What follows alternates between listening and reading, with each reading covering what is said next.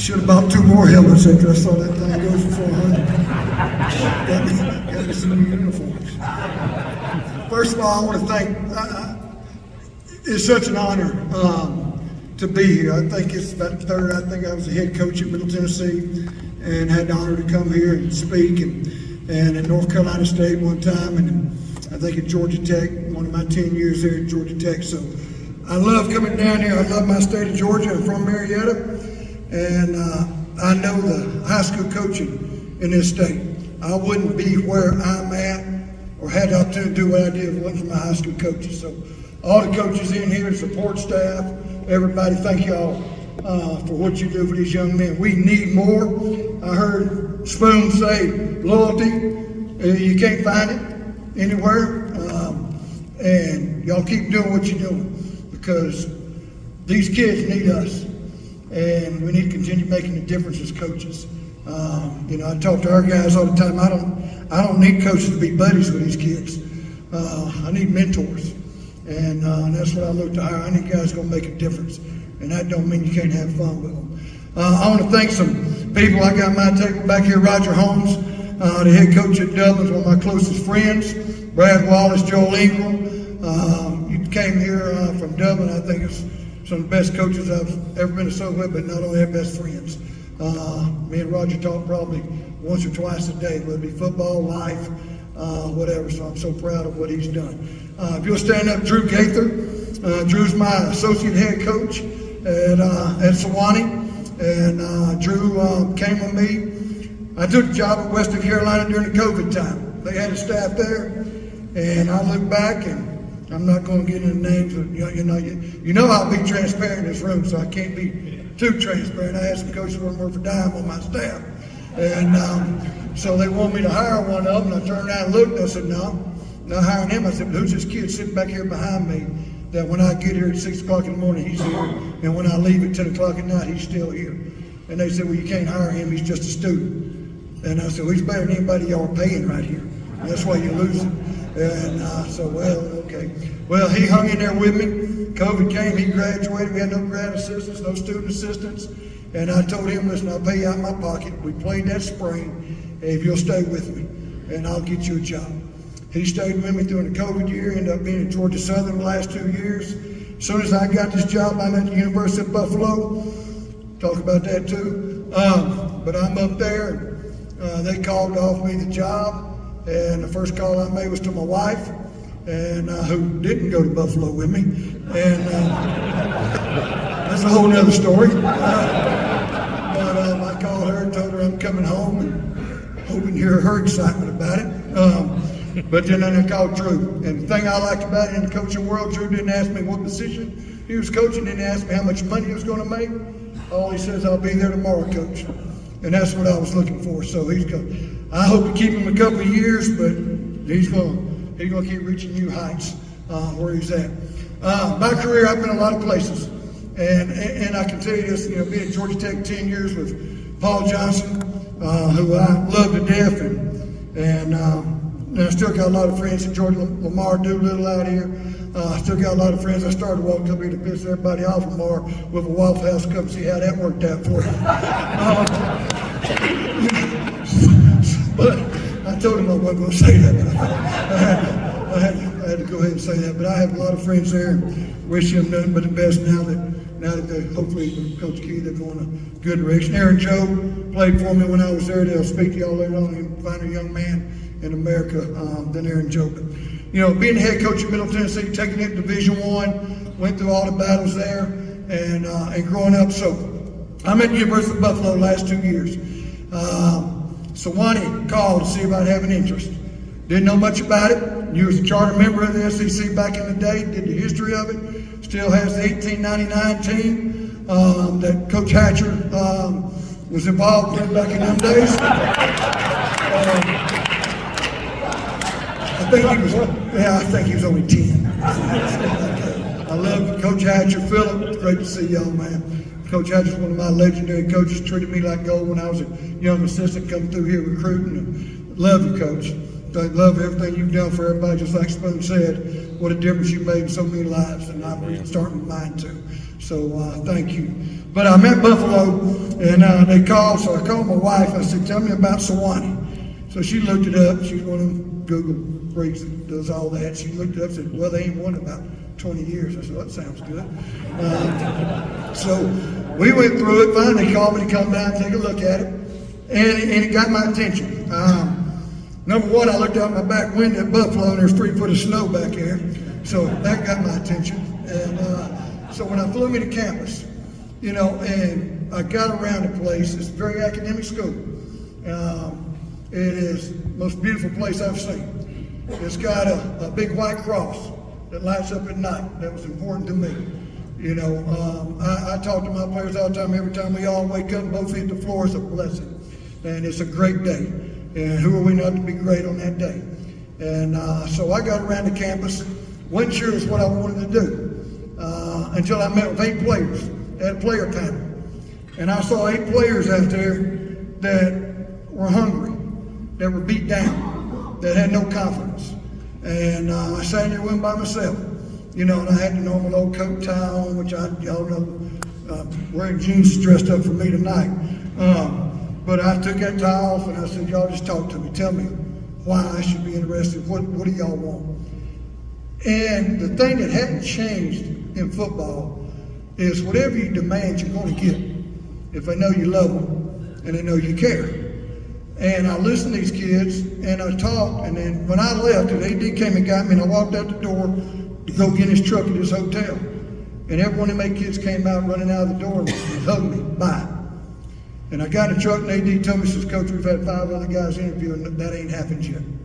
And I'm like, oh, jeez. So I got back to my wife, and she was all red-eyed and teared, and I said, what's wrong with you? She said, I just don't think you're going to do it. And I said, no, I think I am. I look at football right now, and we've won an Orange Bowl at Georgia Tech. I've coached at the highest level. I've enjoyed that. I love recruiting. I love making a difference in kids' lives. I love beating people in recruiting. I still got 5 at Georgia Tech. Shaq Mason, Wanye Thomas, Drake Carpenter, Charlie Thomas, Jordan Mason still playing in the NFL. I love that part of it. But, you know, it made me back Georgia Tech when they say, well, they ain't recruited with Paul Johnson. Well, they're still playing. And I love it, and I strive on that. And I love seeing these kids be successful. So when we talked about that, I just want to make a difference. And this is Division 3. Okay, Division 3 is a little bit different. But I tell you what, the thing I'm enjoying right now is these kids love playing football. And they're getting a great education. Right now in Sewanee, when I got there, we had 38 total players on my team. 38. I walked into a little old gym when I got there, and they were all sitting there. And I'm like, this is everybody. And they said, yes, sir, that's all we got. I'm like, you got to be kidding me. And y'all didn't tell me this on the interview. This is right before we got started. But we go in the interview, and after the interview, so they introduced me as the head coach. Well, right now, I recruit a bunch of freshmen. Georgia is my state. Okay, we're going to battle NAIA, D2. I'm not going to go against Power 5, Group 5, but I'm going to find guys that are really serious about education and that love playing football and get them to Sewanee and see what it's all about. My roster now is 76 kids, half of them are freshmen, and we started fall camp with 76, and today, after my 3rd game, I still got 76. That don't happen no more. And that's what I love about it. You know, there's guys that get up there and do other things. It's like, and I tell our guys that these guys have never been successful. All right. The history of it, we lost our first game in a tight game against a team probably better than us. But our kids fought 14-8 at the half, and our kids finally tell them, like, wow, look at this. All right. Well, then the next week, last week, we went on the road and beat a team. First road win in 5 years at Sewanee. First road win in 5 years. The kids on this team rode back on that bus and have never been on that bus ride back without winning. They really didn't know how to do it. Okay, this past week, we beat Millsap, who's supposed to be good, and they came out all cocky, and I love it. And we beat them. And we beat them at our place, and it was the first conference win in 5 years. It was the first time Sewanee has won back-to-back games in 10 years there. It's the first time we beat this team in 18 years. All right. So to see the excitement of our guys, to see the real football. You know, when I look at it and I see everything going on in football and everybody's got their own teams and I get it, I got mine too. But I'm so sick of all the moving, the stuff that's going on that ain't football. And so I'm sitting in a place that I get to every day. You know, these kids come and they want to be successful. And I got to watch it this past Saturday. And it couldn't happen at a better time. We won. We get a sack on the fourth down. I got 18 players on my team from Georgia. One of them from Georgia made the last sack. I plan on being like when I was at Middle Tennessee.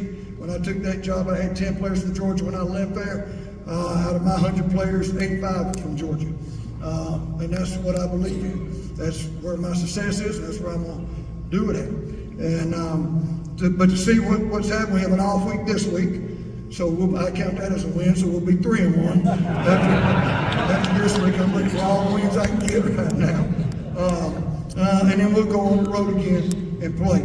The thing that I'm learning is, you know, when you get your ego out of it, when you get everything out of it and you're doing it because you love the game and you love coaching. They asked me when I came and took this job, said, Coach, you know, we don't want a guy that's ready to retire. This be a retirement job. I said, do y'all think I'd have been in Buffalo for 2 years if I was ready to retire? I promise you I wouldn't. And I have as much energy and enthusiasm as I had 20, 30 years ago. I can't move as fast. I can't chase them around. But there's not a younger coach going out and coaches. And I love these kids. And it's fun watching it. You know, and I still believe in this. Somebody said, Coach, are you old school? You know, you're going to be an old school coach? I said, what does that mean? Because I'm older?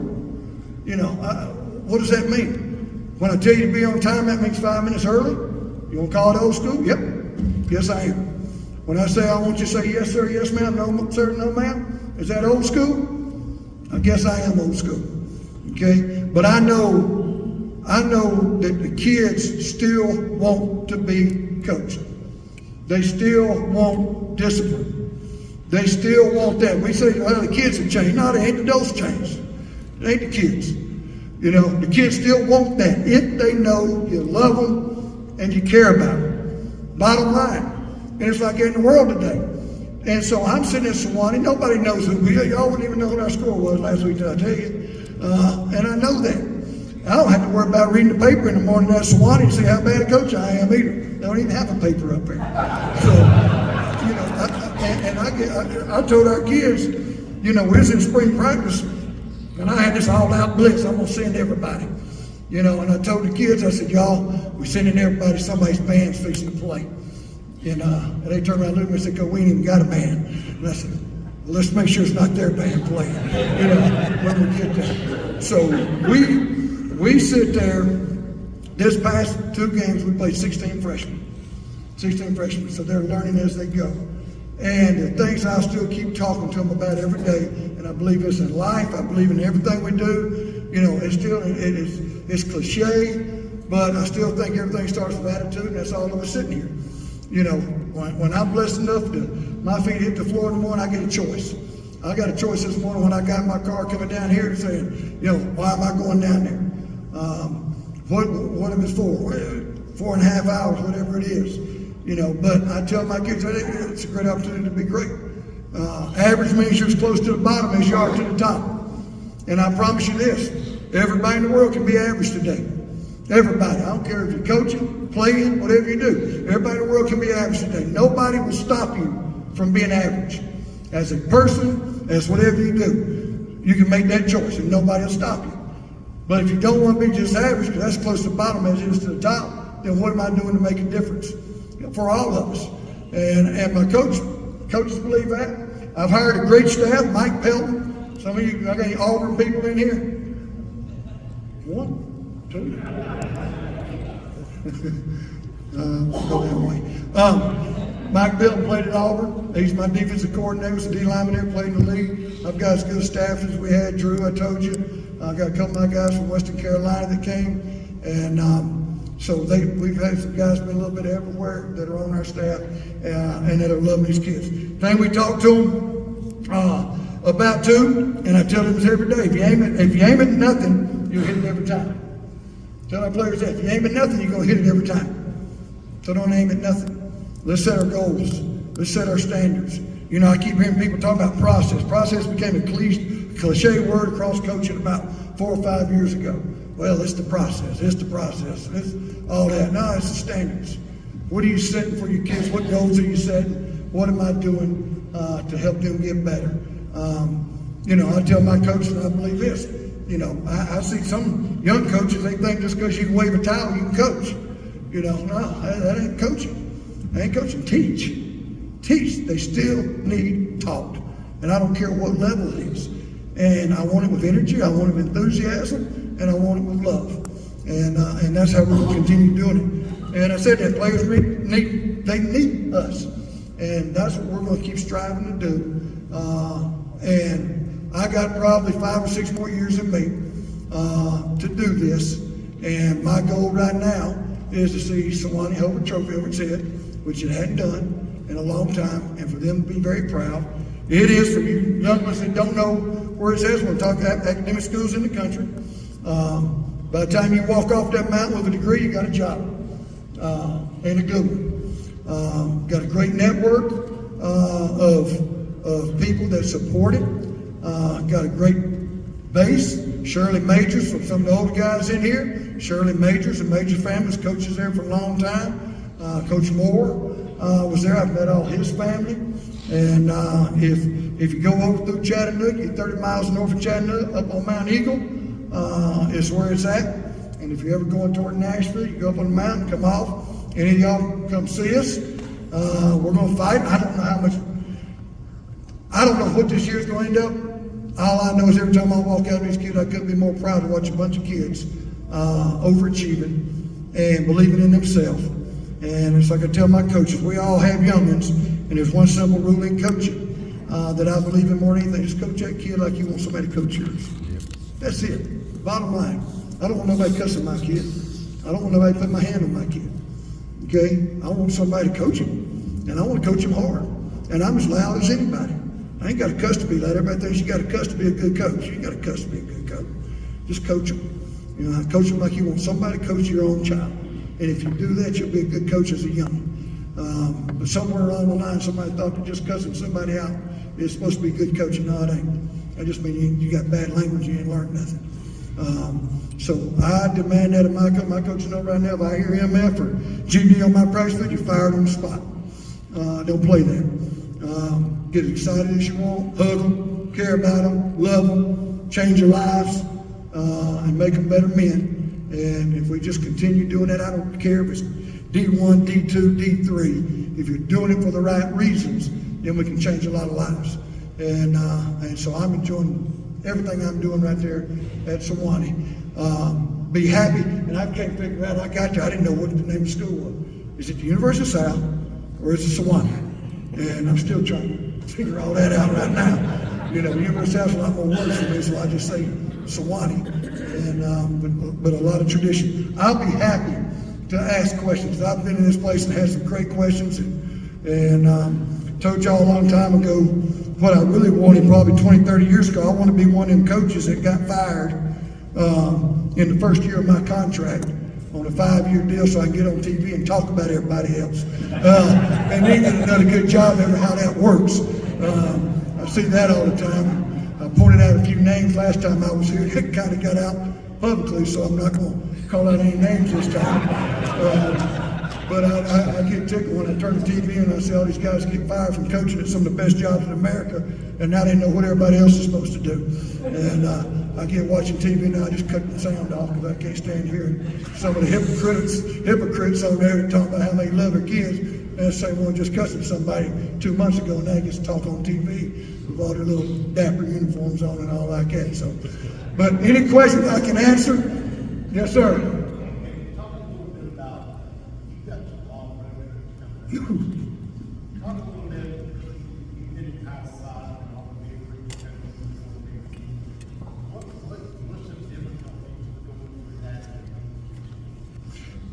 I've only been on one road trip so far, and it was long, and it brought back. But you know, back when my Middle Tennessee days, when I first started, we was on long trips. So I had a good idea. It's different. What I got right now is I got 6 coaches is what I got. So I'm coaching the position, I'm running the defense, I'm doing this and doing that, but I don't have any GAs, I don't have no student assistants, I don't have any interns. Now I got to get that changed. But what I told my players, and I believe we're going to travel first class. And the things that have been done at that school before, I could write a book about. And the thing that's happening for me right now is these kids, every time we do something, the last bus trip we had, 7 hours. Okay, 2 stops, rest areas, they've been getting brown bag lunches. And I said, oh, no. I ain't going back here. We're stopping at restaurants. We're treating first class. I want Powerade, I want water, I want, Coach Gay can tell you, I call, when you take jobs like this, and it's not just here, we take jobs that you got guys that have been there for 20, 25 years, and they've seen the same old, they don't want to change. And so right now, I've gone in and I walked in there and fired everybody when I got there, which, that's a whole nother story. I fired all of them, then I had to go to a banquet that night while their family staring at me. But when I got there, let me tell you all that story.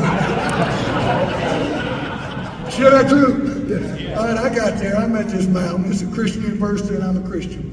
That don't mean I'm not a sinner. I had all my mistakes, people in there know my background, so. But when I got there, I came in and it was so backwards, it was so bad, and these kids, I met with them. So they got a nice banquet bus, first class. Okay, so I walk in there, my wife's with me, I've been on the job 3 days, I just met with 6 coaches, and one of them's crying, and I said, you should have been crying when you recruited out here. But so I fired all of them. So that night we go to the banquet. Not thinking all 6 coaches and their families are going to be there, staring at me, pointing at me. There he is. I get in there and it's an open bar. Yeah. And so I walk in and I got to the open bar and I told my wife, and she sees I'm pissed. And I can't tell who's drinking. The parents, the kids, I don't know if they're my kids, they graduate, I don't know who the hell any of them are. And so I'm watching, I said, no, I got this ain't, she said, this is not your team yet. And I said, you're right, but I'm still mad. So I go walking around and they want me to speak, and I said, no, I'm not speaking, I'll wait for everybody and I'm getting out of here. And about the time I was leaving, one of the daddies stopped me. And Coach, we're so glad you're here. You bring instant credibility to the mountain, this and that, shaking my hand. And he's got my hand, and he turned and looked at me with his nice little suit on, and he said, and I expect to see my son play this year. Oh, shoot. Pretty good, huh, Roger? But he shook my hand, and I wouldn't let his hand go. And I said, oh, really? Nice to meet you. Appreciate those nice words. I said, which one's your son? And he said, oh, he's right there. I said, good. And I squeezed his hand harder. I said, then why don't you go tell him that you expect to see him play? Don't come tell me you expect to see him play. Well, now his face got red. He's mad, and I'm still squeezing the heck out of that hand. And so finally he walks away, and I told my young coach back here, I said, I'm going to show you coaching one-on-one. Watch him the rest of this while we're here. Watch him go tell all the parents what a bad person I am now. And you saw him work the room. There he goes. Coach Ingram, you been through it? Twice. Yep. So he's walking around working the room, telling everybody this, this. And what's so sad, his son's a great kid. Great kid. And he's playing. Not because of that, but he's playing because of who he is. So that was my introduction to it as we got started. And what my AD has done is he's given me everything I want right now. So I'd like to have a couple more coaches, and I'm going to get that. But Sawani's never won, and sometimes I say they don't know what they don't know. They don't know what they don't know. I got into it when one of the guys worked there 25 years, so that's the way we've always done it here. Well, let me tell you, how's that worked out for you? Not very well. So we're not doing it that way. And so hopefully we're getting all that straightened out. We are. I wouldn't have took this job if I wasn't committed to winning football. Okay, and I just think if I'm an academic kid and I'm very serious, and I tell kids honestly, and I love recruiting, and I tell kids honestly, if you're not serious about education and you don't love football, don't come to Sewanee. It ain't complicated. Don't come here. Okay, find somewhere else. And I've told our kids that, and so that's what we're looking for. And they're out there. They're out there. And it's a close distance to this state, and I think we can get in this state, get in Tennessee, get in Alabama. We got kids from all over, everywhere. And I'm like, no. Tennessee, Georgia, Alabama, Florida, stop. That's what I'm going to do, and get people that get involved on the mountain. Yes, sir. Coach Tim put the Mars Hill from Macon. Yeah. He's Division III, my understanding, of Mars Hill. And he's just celebrating, I think, 27 years of being at the same university. Yes, sir. How does it take a coach to come? I know you're not in your last day, you said 5 or 7 years. Yeah. Can you project your any coach staying a Division III school for 27 years? I could, now that I've seen it. Yeah, and it goes back this, what are you in it for? Am I in it for the money? You know, I've been that route. A divorce cost me half of it, but I've been through that. You know, I've been that route. But, you know, after what I've done and now that I'm seeing it, I'm telling y'all, I'll correct the kid. And he come back, I'm sorry, coach. You gotta tell me you're sorry, we're all gonna make mistakes. Yes, sir. And then just to hear him, thank you, coach. I gave him hats all the other day. Thank you, coach. I gave him travel suits, kind of like this, and nice sweats, and I'm giving stuff they ain't never had. Okay, because I want them to feel good about themselves. And it's thank you, coach. Thank you, coach. It ain't like that everywhere. It ain't like that everywhere. You know, TV's taking over this game. All decisions are being made by TV, and all these salaries that are being made, all goes by TV. Just look at the conferences. You know, how are we going to have it? I mean, just look at everything, man. You're talking about 2 schools in California now in ACC. Jeez, come on. It's all about the money. So I'm enjoying that, not being that part of Buffalo. I could be there for a month with 4 different kids in the team meeting, and I don't even know who they are. Okay, how do you build camaraderie? How do you build? What I'm seeing, my son played D3. I wasn't one of these parents that said, well, no, my son's D1. He did. No. He was D3. He loved playing football. Got a great education. He's now vice president of a bank in Atlanta, Georgia, and played 4 years of football and had the time of his life. And I got to see it through him. And so now that I get these kids, shoot, they're like mine. And all I'm going to do is keep adding to them. And if we can win and keep winning at the mountain, there's a lot of people going to hear about Sewanee. I hear all these national championships in D3 all up north. Let's bring one down south. Why not? Why can't we do it right down here? Why can't do it with Georgia kids? Why can't do it with Tennessee kids? They're better players here than there is up north. I'll tell you that right now. So all I got to do is get them to know who Sewanee is and get all these high school coaches in that the kids got the grades and serious about school. And we're going to win in Sewanee. And I'm going to stay there until we do it. And I don't have no dreams of going nowhere. I've already done it. I've already done it. Seen it. Been there. Got good rings. Got a lot of rings. Okay? But the rings ain't going to my graveyard with me. So all I want to do is keep making a difference for these kids.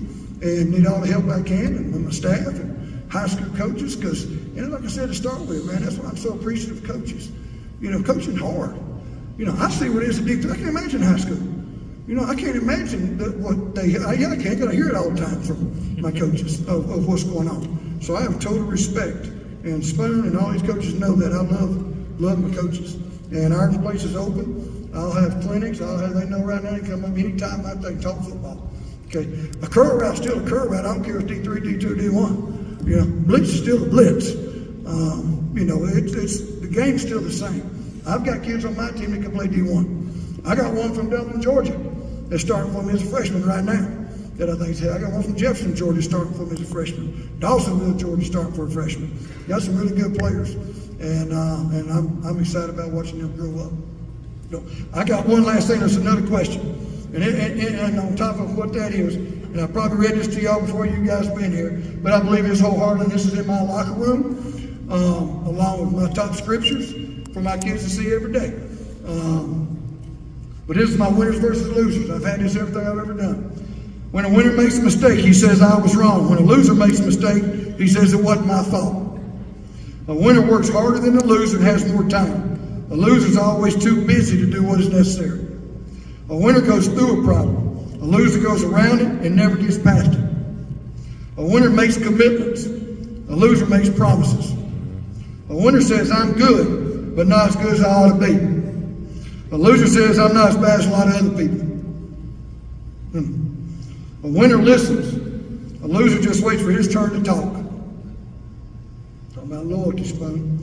A winner respects those who are superior to him and tries to learn something from them. A loser resents those who are superior to him and tries to find chinks in their armor. That's the world. That's not just coaching. A winner feels responsible for more than his job. A loser says, I only work here. I'm going to do that right now. Not much longer. I got about 2 more fires. All right. A winner says, there ought to be a better way to do it. A loser says, that's the way it's always been done here. That's the mindset I got to change. That's on my wall. That's on a big board in my locker room because I want to coach winners. But some of these kids don't know what winning and losing is because it's not just football. It's life. You know, the biggest truth you got in coaching, and I say this, and you hear other people talk about it, but I live it. You know, I want these kids 10 years from now to bring their kids to me and say, I want you to meet my family, coach. Meet my family, coach. That's what coach is supposed to be. Not the million dollar that. Thank you, coach. Or that kid that everybody told you, hey, coach, he can't do it, he's dumb. You know, I go back to y'all and y'all, my Georgia Tech kid. P.J. Davis from K Road, Georgia. I've talked about that in this place. P.J. Davis was 5'9", 220 pounds. Paul wouldn't let me sign him. And I thought he was the best player in the state of Georgia, from K Road, Georgia. And I loved this kid. Paul wouldn't let him sign him every time I went to his high school. His coach, P.J. would come in, and I didn't figure it out about the 3rd time I'd go into school. P.J. would come in with his jeans and shirt off, sweating, watered down. Bowed up, he's 5'9". But he's bowed up, you know. So I kept thinking, why every time I show up at school, he just finished working out? Does he ever go to class? You know, because he's always like that. Come to find out later on that every time they knew I was coming, they'd take his shirt off, pour water on him, and he'd do his curls and flex up. So when I saw him, he looked all bowed up, and he didn't look short. And on top of that, he put boots on, which made him 5'10". And every time I saw him, so it got to the end of recruiting, and it was a Saturday before recruiting, and we had a running back. Some of you Georgia guys remember this. Running back out of Augusta that flipped from Georgia Tech and went to Georgia. I can't remember his name, from Augusta. And so you remember his name, I can't, but he flipped. So Paul walks in my office and says, "You really like that kid from K Road, don't you?" I said, "Coach, best player in the state of Georgia. Y'all getting through his height. Best player in the state of Georgia." And he said, he was mad at me. And he said, "All right, no offer." So I called PJ that Saturday night.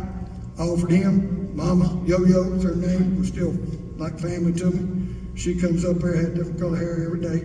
And crazy, but a great mama.